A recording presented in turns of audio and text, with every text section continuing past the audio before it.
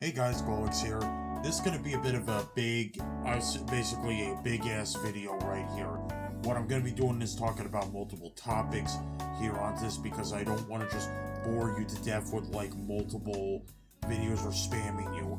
So what we're going to be doing today is going to be making this tier list for TF2. Second topic, we'll be talking about the Facecam Pro, talking about Asha Creation, then I'm going to be talking about this stupid ass Square Enix NFT bullshit, and then gonna be talking about the new AMD card. So alright, let's go with topic number 1. So we're gonna be ranking the spells from Scream Fortress, either from S tier to F tier. This one gonna be doing like more, how they're useful in terms of, I think, what the class is, and in terms of like, I feel most people's grievances or, how it works and all that. So, first off, we got the jump spell. This one I fucking hate. I think it's a terrible fucking spell. Mostly used, I think, for classes like, I think, Scout, Soldier, and Demo, but even then, you don't really have much movement availability with it, so it's a really terrible spell. I really don't like it.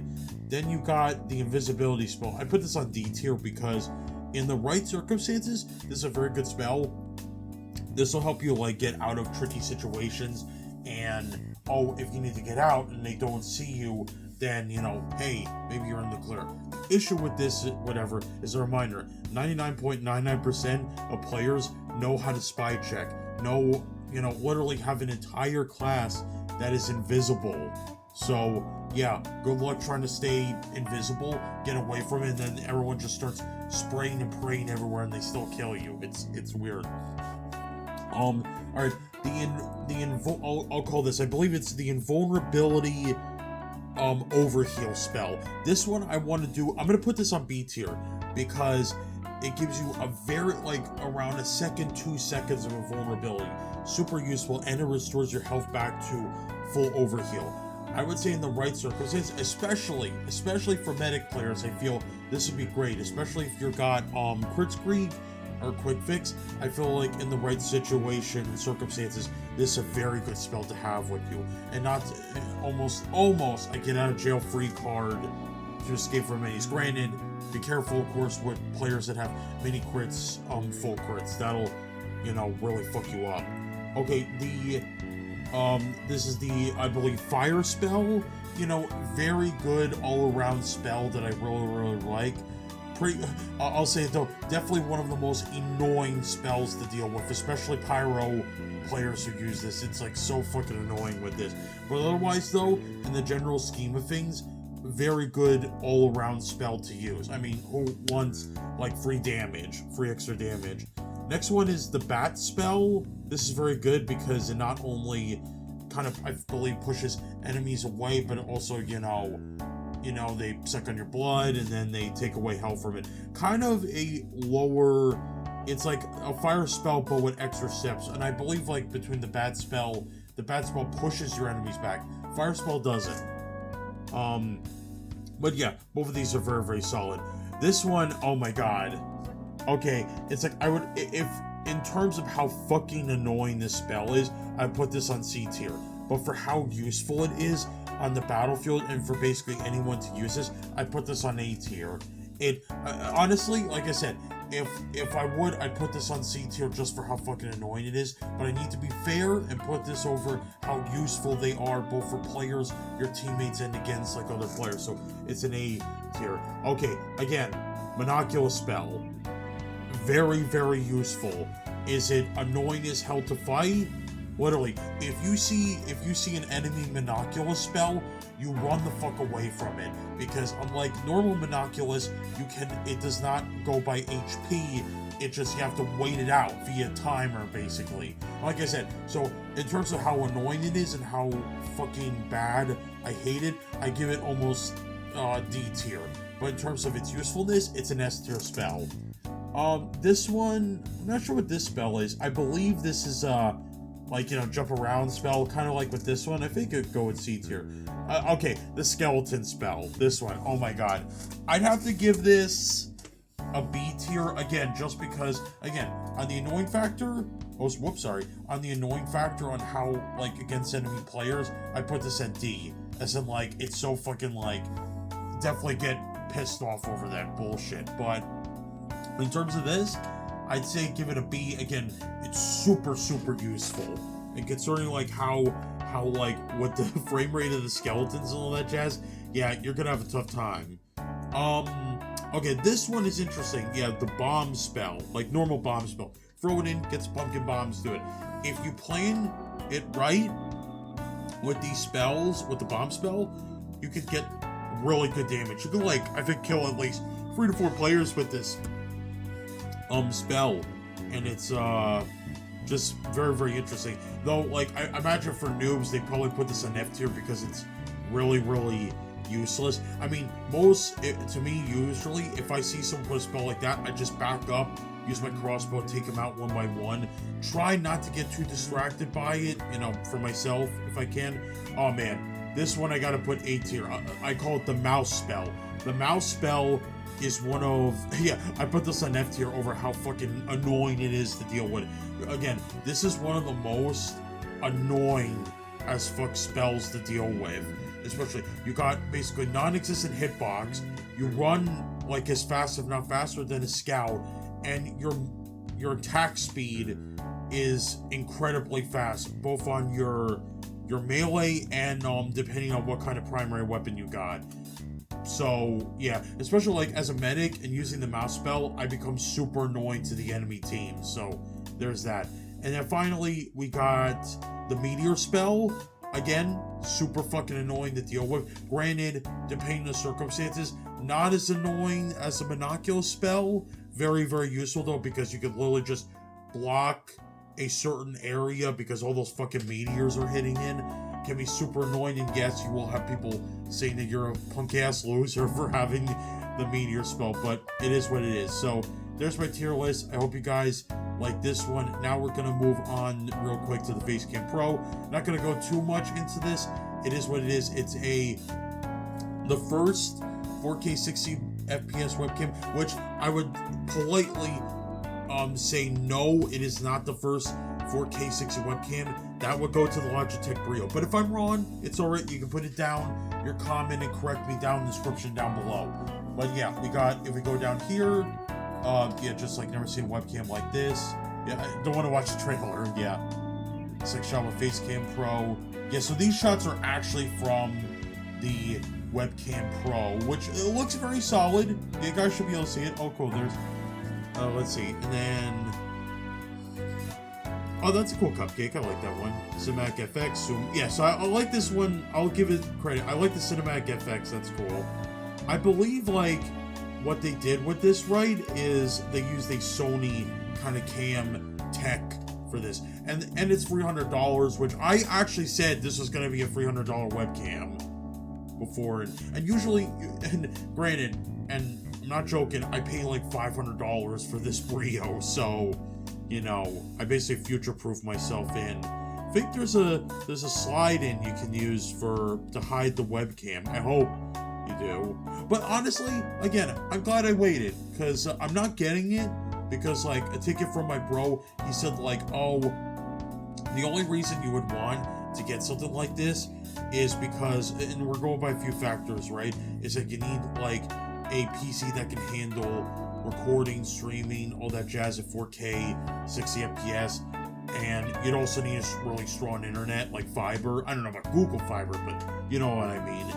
And I'd say it like this, personally, if you, to people who want to get this webcam, like I said, get it if your PC can handle 4K 60 FPS, and of course your internet, but also, let's see, I know they also try to say that too, that, oh, the webcam can stream at 1080p 60 FPS really good, but also can, when you record it, it'll actually change to 4K 60 FPS. When really, I understand, 9 times out of 10, we haven't gotten that thing that everyone is going to have a rig that's going to, like, be able to watch people at 4K 60 FPS on Twitch or YouTube. Like, it sucks, but it's true. So for me, if I would love to get this for my bro. I certainly wouldn't get it for myself, unfortunately, because, like I said, for the time being, I already have a 4K 60 FPS webcam. So, you know, I don't know. This is really the only, I guess, like, if someone gifted it to me and got it to me, that'd be fine. But otherwise, yeah, I wouldn't get this. Am I saying people should not get the Facecam Pro? Absolutely not. If you want to get it, like, future-proof yourself, then go for it, bro. Go for it. I feel like Elgato still makes good shit. Yes, like, sometimes, like, they make stuff to, like, oh, this has already been done before, but at the same time, it's like, if you haven't gotten it already, then go for it, you know? So, that's about it for the Facecam Pro topic. We're gonna go possibly real quick on the Astro Creation topic. I actually was, like, I was watching a bunch of Chronicles of Illyria videos, a couple days ago, and again, it just goes to show that you got that fucking idiot. Oh yeah, let me put the wiki in for you guys too. Hold on. So there we go. So you got that fucking idiot Jeremy Walsh, I think, the CEO of Soulbound Studios, and I cannot believe he won that fucking lawsuit. Oh man, he's so fucking lucky, I swear. But yeah, between like Astro Creation and Chronicles of Illyria, like Chronicles of Illyria got like $8 to $9 million in their funding, and they got fucking nothing. Nobody got zip over that shit. And look at what at least like Intrepid Studios Astro Creation got. They had a functioning fucking Alpha 1. They actually are not gonna go over the top, if possible, right? They're not gonna go over the top and going with these systems and trying to do it. It's more of a, and to warn people, this is a PvP main focused MMO. So like, if you guys like, I think, Dark Age of Camelot, you'll probably like this one as well. I actually tried to play Dark Age of Camelot a little while ago, try to get that feel again. I was like, and the combat really wasn't for me, but I still like the feel of it, you know? Hopefully I can find something else that, I tried to get the Warhammer 40k MMO, but it was just like really freaking annoying for me personally. But yeah, I feel like this is going to be, if you're a PvP junkie, or possibly even a roleplay junkie, this will definitely be the game for you. Of course, it's got to be open world. I mean, what isn't? Yeah, it's going to be on Unreal Engine 5, I believe. But yeah, going back on the topic, that it's still fucking funny that with at least with Steven, you know, the CEO for Intrepid, he was able to get a functioning Alpha 1 at yes, there was critiques, but good critiques. And it's just like, it's so funny that how fucking pathetic the COE Alpha 1 was compared to the Astro Creation Alpha 1. Like, you go on YouTube and look it up. I swear to God, it's really fucking hilarious how it is. But yeah, again, just want to get through real quick on this. I don't want to be here forever in terms of, you know, this stuff. So you got like so you got the base class, right? And then you'll get a secondary class, or you'll become so again, if you're going to be a fighter, you can be like a weapon master, how it is. Or if you want to be a mage, or let me go over this, if you want to be like a rogue, mage, it could be a night spell, or this case, I think it's, let me try for it. I'm trying to find where's the spell. There should be another one. Huh, that's odd. I guess, like, I was trying to find the one where it's like a spell blade. But I think spell blade would be, I don't know, yeah. A mage is, I'm stupid. Yeah, so if you want to go for like a, what is it? A spell blade, you probably go fighter mage. Yeah, or if you go tank, it's like spell shield. Rogue, yeah, night spell. That's pretty cool. Yeah, I would try to go for that if I possibly can. But anyways, yeah, so there'll be a type, then you got an archetype, and then you got roles, you know, your kind of thing.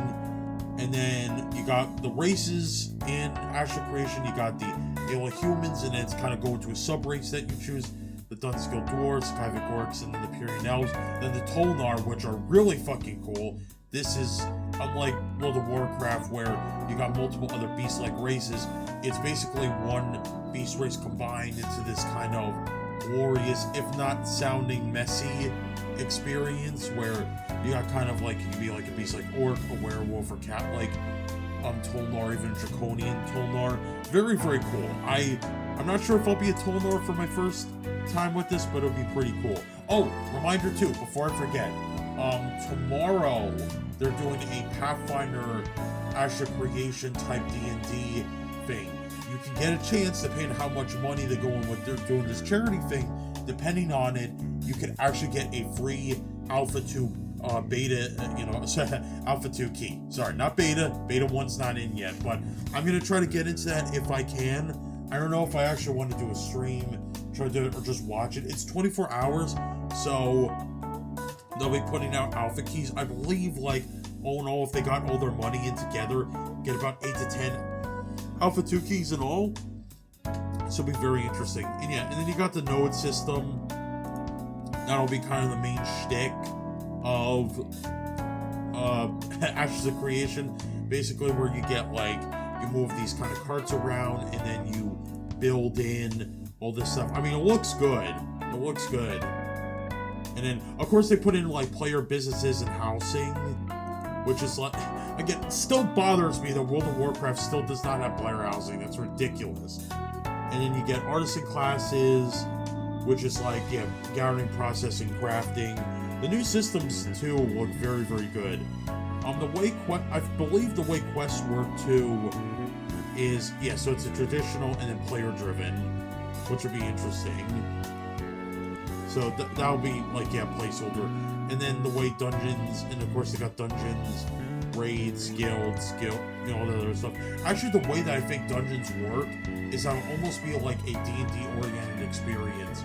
So the way that'll go is that, if you're a rogue, they'll be using a lockpick or detect traps.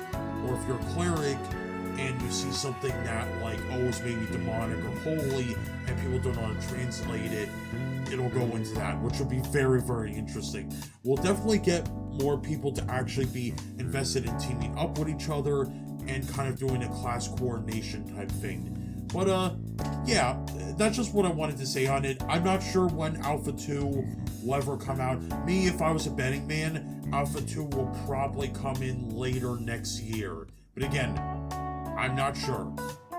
I'm really not sure. But yeah, just wanted to rub that shit into fucking Chronicles of Solaria's face. Show that at least, like, again, we're not sure if Ashes of Creation will become good. I certainly don't want to invest any money in it. If I had to, I'd get, like, the beta 2, but that's like $75. I don't know if I want to invest. It was my unlucky number because I invested $75 in the Chronicles of Solarian, lost my money to that, and I don't want to put that in Ashes of Creation just in case the game sucks, you know? But anyways, that's enough for that. We're going to the second to last topic for this video, and it's the only thing that's gonna make me pissed off is fucking, this is the 4th game that's coming in for Parasite Eve, and it's a fucking NFT collectible art experience, which is, this is absolutely ridiculous. And I mean, I just got no words for it. This is, yeah, so it's a free browser experience. This is, you know, but yeah, the way people have been talking about it, yeah, this is the Parasite Eve game, the next sequel game. I don't know how exactly this is going to work, but it doesn't even sound like a video game. This just sounds like, oh my god. It's like, oh, you can make a fucking Cloud Strife video game. Oh my god. So pay a Cloud Strife action figure, but you have to pay $30 and you can get an NFT with it. It's like that you may lose access to in the future. This is fucking ridiculous. For real. I'm just gonna be super quick about this, but I feel bad for Parasite Eve fans, including myself, that you had one fucking job, Square Enix, you had one fucking job to entertain us with the idea and notion of a new Parasite Eve game that, like, wasn't God, not that horrible third game. I'd rather take Parasite Eve 2 as weird as it was in terms of its gameplay than fucking Parasite NFT and Parasite Eve 3, which was, again, really stupid. And it was only on, like, the PlayStation Vita, I think. Either PSP or PlayStation Vita. It's a very weird time. Alright, and now we're gonna go into the last topic, I'm gonna fast forward over here, but I'll make like my bullet points over here. So we got the AMD new graphics cards, which is like very interesting. Everyone was with bated and holding breath over like, oh my god, what is this? Please let this card run at least as good, maybe a little bit weaker than the 480 and 490 Ti, and I feel like, yeah, we got that delivered. So right now, so we did get that through the rumors, and then through the rumor grapevine, so we did get the 7900 XT, which is 20 gigabytes of VRAM, I think, and then the 7900 XTX, which is 24 gigabytes of VRAM, which, yeah, that XTX definitely looks good. It'd be funny if Evga actually came in and were like, yeah, let's make this card, because we trust AMD.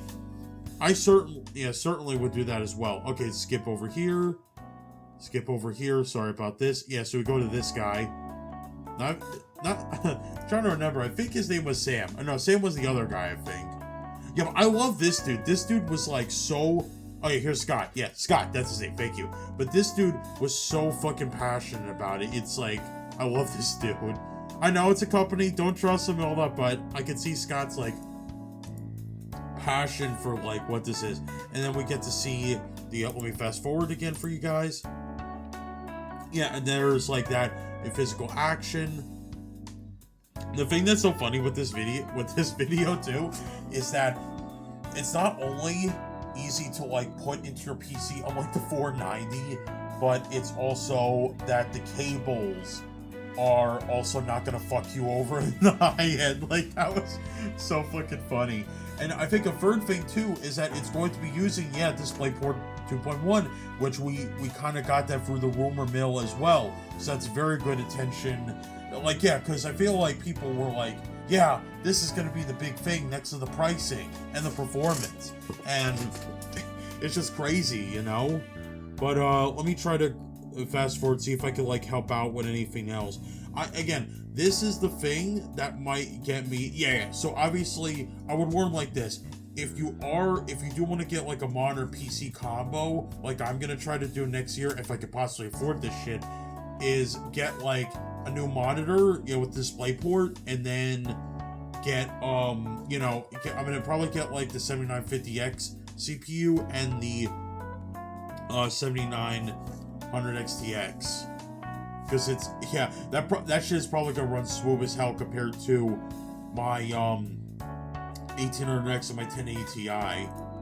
It's not, I could be wrong too.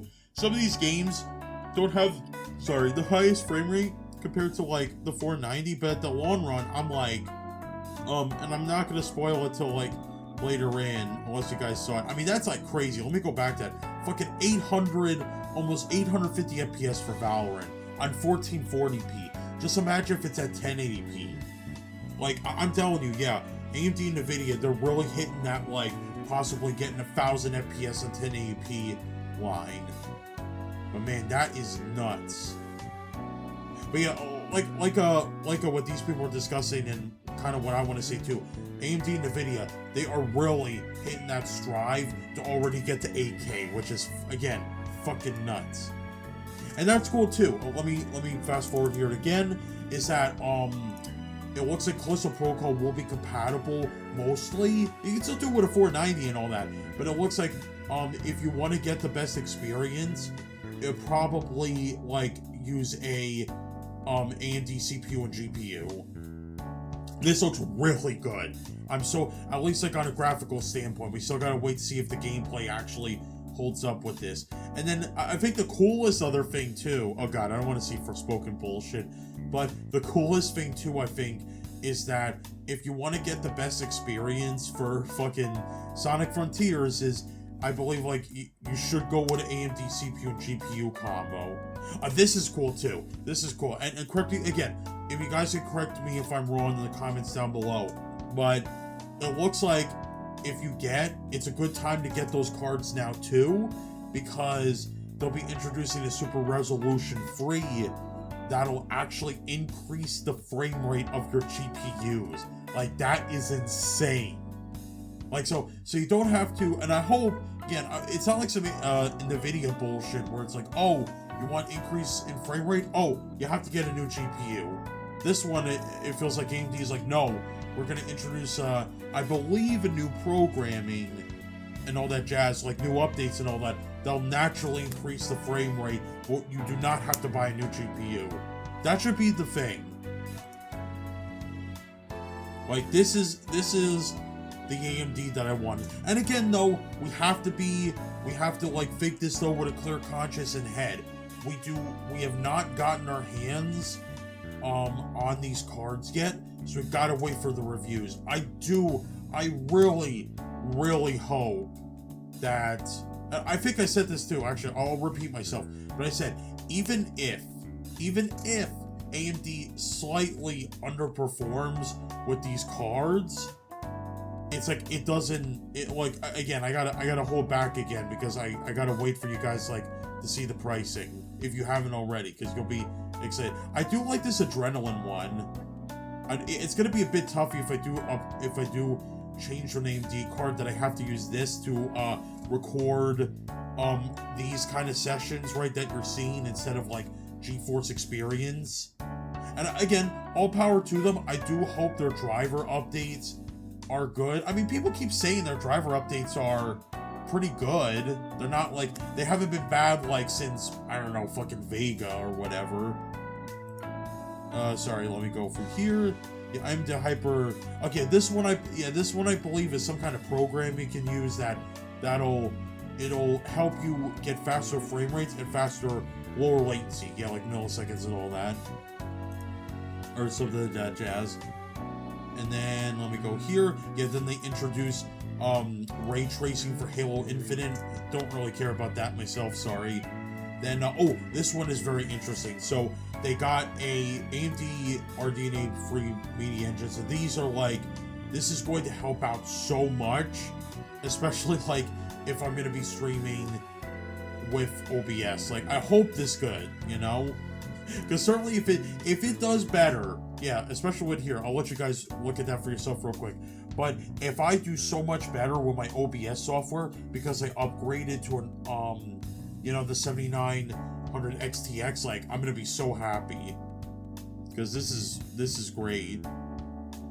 Because certainly though, if you got 490, like, yeah, if I had a 490, I'd be like, I mean, all kudos to AMD, but I'd be like, I really wouldn't get it. But yeah, this is good. This is good, especially like I said, if you're an AMD fanboy, you're probably eating this shit up like a buffet, you know.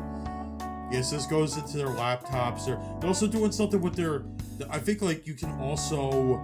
I know you can buy AMD laptops for them, but I think he basically says, oh, now we got desktop PCs you could get with our stuff. Which I'm like, oh, that's cool. You know, but again, all kudos to them. Yeah, again, like I said, if I do get this, I'm definitely getting the 7950X CPU and the 7900 XTX GPU. That looks like a dream come true. And then there's a little bit as well I want to show you, just like real quick, like by the end of this video over here. Let's see, that goes advanced graphics. Yeah, go over here. Premium chassis, yeah. It's the wattage too is really low, is much lower than the 490 as well. Again, it's just crazy. All right, so here we go. So you don't got. I'll try to put it in for you. There we go. So it'll be available next month. It's November. Let me check this for you guys. It's November for now, so we gotta wait a month and 10 days for it. But either way, it's fine. We'll probably. I could be wrong. Hopefully, soon, around the next couple weeks or so, we'll actually be getting people who want to get the basically the, you know, the tech tubers, all that. Hopefully they'll be getting these cards soon and be reviewing these. I mean, these prices alone, I said it like actually while I was talking to myself to kind of hype myself up for this. I was hoping the XT was like 700 and the XTX was 800, but you know, again, I'm just a cheap boy thinking like that. But even then, and you know, I'll give credit where credit is due, these cards were like, I hate to say, the perfect pricing. At least for now. At least compared to the video, what NVIDIA is doing. Because, like, again, you have to pay $490 for, like, what is it, $1,500, $1,600. And what is the XTX doing? Yeah, just $1,000. Just $1,000. Literally $500, $600 off.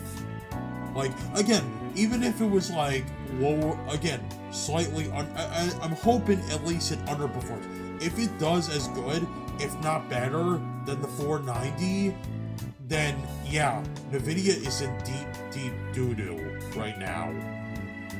But again, all I'm hoping right now, like I said over and over, is that I hope the XTX is as good, if not a little bit better than the 490. But we don't know. We have to wait till something comes out with this, you know? We have to wait till the tech tubers put out their thing for this. Because I am excited. I would tell people, like I said before, if you do, there's Sonic Frontiers right there.